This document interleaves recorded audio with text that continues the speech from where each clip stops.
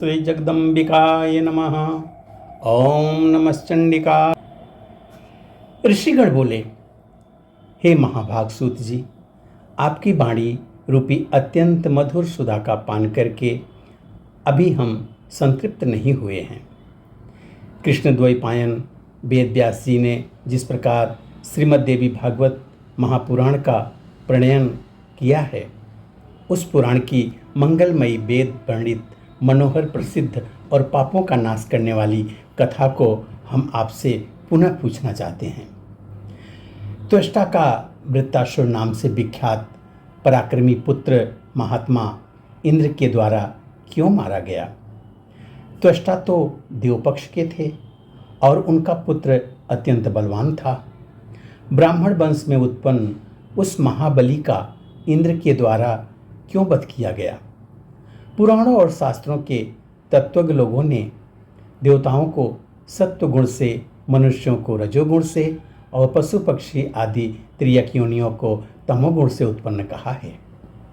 परंतु यहाँ तो महान विरोध प्रतीत होता है कि बलवान वृत्तासुर 100 यज्ञों के कर्ता इंद्र के द्वारा छल पूर्वक मारा गया और इसके लिए भगवान विष्णु द्वारा प्रेरणा दी गई, जो कि स्वयं महान सत्वगुणी हैं, तथा वे परम प्रभु छल पूर्वक वज्र में प्रविष्ट हुए। संधि करके उस महाबली वृत्त को पहले अस्वस्थ कर दिया गया, किंतु पुनः विष्णु और इंद्र ने सत्य संधि की बात को छोड़कर जल के फेन से उसे मार डाला। हे सूत जी, इंद्र और विष्णु के द्वारा ऐसा दुस्साहस क्यों किया गया? महान लोग भी मोह में फंसकर पाप बुद्धि हो जाते हैं। श्रेष्ठ देवगर भी घोर अन्याय मार्ग के अनुगामी हो जाते हैं, जबकि सदाचार के कारण ही देवताओं को विशिष्टता प्राप्त है। इंद्र के द्वारा विश्वास में लेकर वृत्तासुर की हत्या कर दी गई। ऐसे विशिष्ट धर्म के द्वारा उनका सदाचार कहाँ रह गया? उन्हें इस ब्रह्म हत्या जनित पाप का फल मिला या नहीं? आपने पहले कहा था कि वृत्तासुर का वध स्वयं देवी ने ही किया था। इससे हमारा चित्त और भी मोह में पड़ गया है। सूत जी बोले, हे मुनिगण, वृत्तासुर के वध से संबंधित और उस हत्या से इंद्र को महान दुख की कथा सुनाता हूँ। ऐसा ही पूर्व काल में परीक्षित पुत्र राजा जन्मेजय ने सत्यवती नंदन व्यास जी से पूछा था। तब उन्होंने जो कहा उसे मैं कहता हूँ। जन्मेजय बोले, हे मुने, सत्वगुण से संपन्न इंद्र ने भगवान विष्णु की सहायता लेकर वृत्तासुर को पूर्व काल में छल पूर्वक क्यों मारा? देवी के द्वारा उस दैत्य का क्यों और किस प्रकार वध किया गया? हे मुनि श्रेष्ठ, एक व्यक्ति का 2 लोगों के द्वारा कैसे वध किया गया, इसे मैं सुनना चाहता हूँ। मुझे महान कौतूहल है। कौन मनुष्य महापुरुषों के चरित्र को सुनने से विरत होगा? अतः आप वृत्तासुर के वध पर आधारित जगदम्बा के महात्म्य को कहिए। व्यास जी बोले, हे राजन, आप धन्य हैं जो कि आपकी इस प्रकार की बुद्धि पुराण व श्रवण में अत्यंत आदरपूर्वक लगी हुई है। श्रेष्ठ देवगण अमृत का पान करके पूर्ण तृप्त हो जाते हैं, परंतु आप इस कथामृत का बार बार पान करके भी अतृप्त ही हैं। तो हे राजन, महान कीर्ति वाले, आपका भक्ति भाव कथाओं में दिन प्रतिदिन बढ़ता ही जा रहा है। श्रोता जब एकाग्र मन से सुनता है, तब वक्ता भी प्रसन्न मन से कथा कहता है।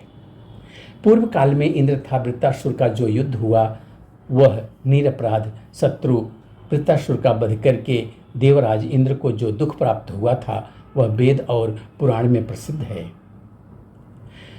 जब माया के बल से मुनिगण भी मोह में पड़ जाते हैं और वे पाप भीरु बनकर निरंतर निंदनीय कर्म करने लग जाते हैं, तब हे राजन, विष्णु और वज्रधारी इंद्र ने छल से त्रिशिरा और वृत्तासुर का वध कर दिया। तो इसमें आश्चर्य की क्या बात है?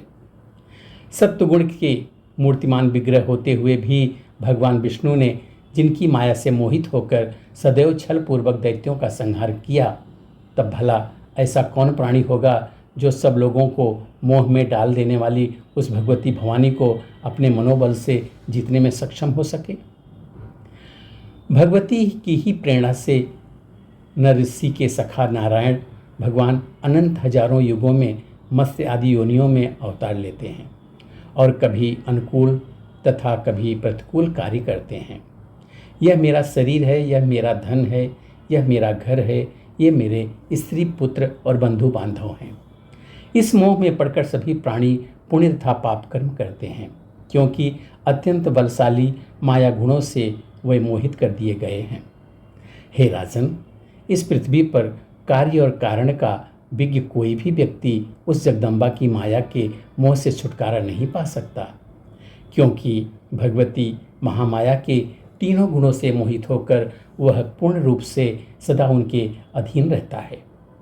इसलिए उन्हीं देवी की माया से मोहित होकर अपना स्वार्थ साधने में तत्पर रहने वाले विष्णु और इंद्र ने छल पूर्वक वृत्तासुर को मार डाला।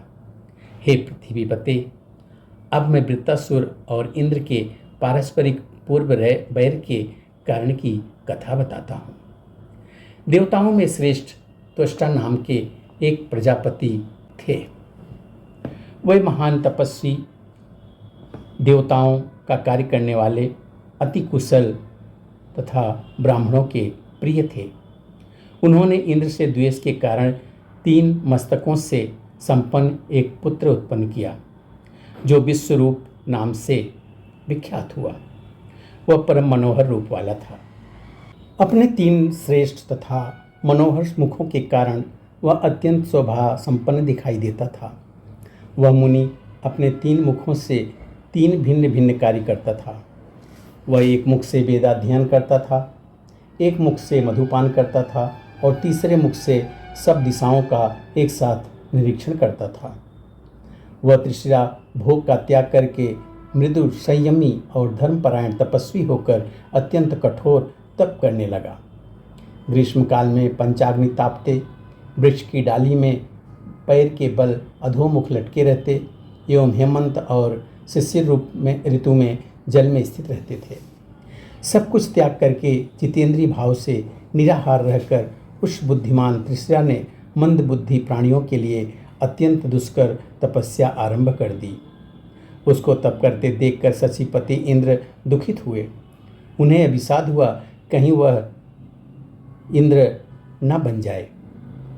उस अत्यंत तेजस्वी विश्वरूप का तप, पराक्रम और सत्य देखकर इंद्र निरंतर इस प्रकार चिंतित रहने लगे, उत्तरोत्तर वृद्धि को प्राप्त होता हुआ यह त्रिशिरा मुझे ही समाप्त कर देगा।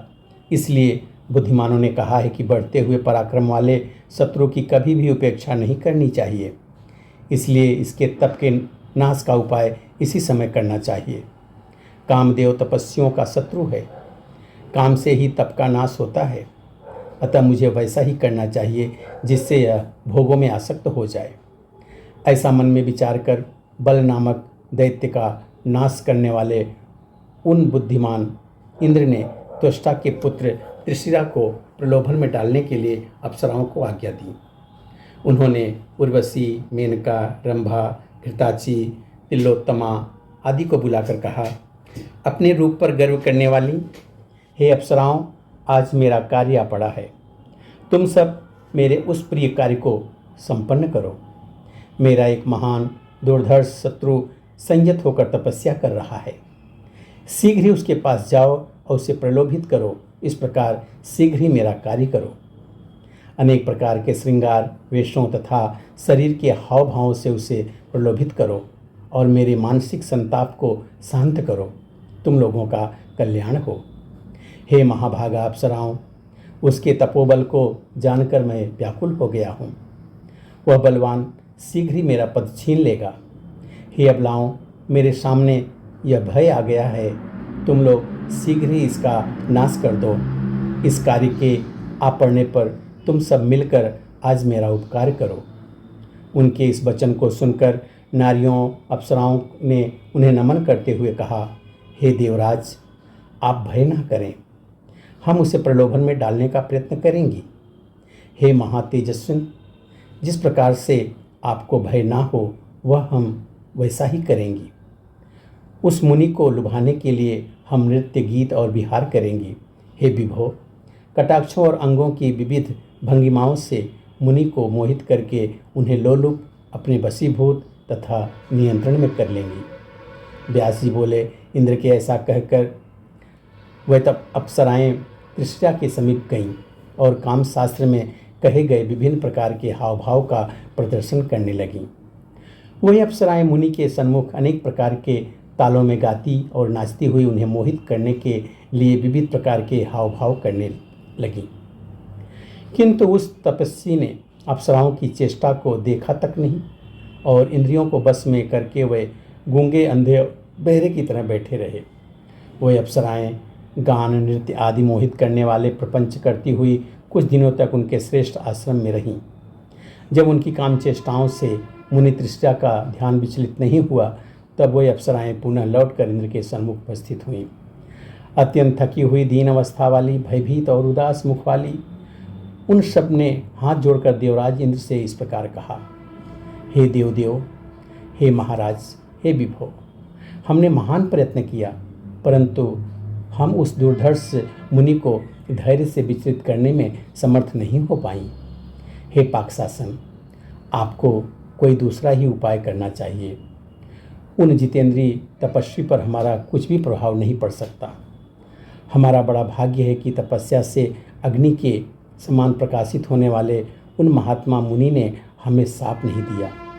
अप्सराओं को विदा करके क्षुद्र बुद्धि तथा पाप बुद्धि इंद्र उसके ही वध का अनुचित उपाय सोचने लगे। हे राजन, लोक लज्जा और महान पाप के भय को छोड़कर उन्होंने उसके वध के लिए अपनी बुद्धि को पापमय बना दिया। यहाँ पर छठे स्कंद का पहला अध्याय पूरा होता है। बोलो सच्चे दरबार की जय।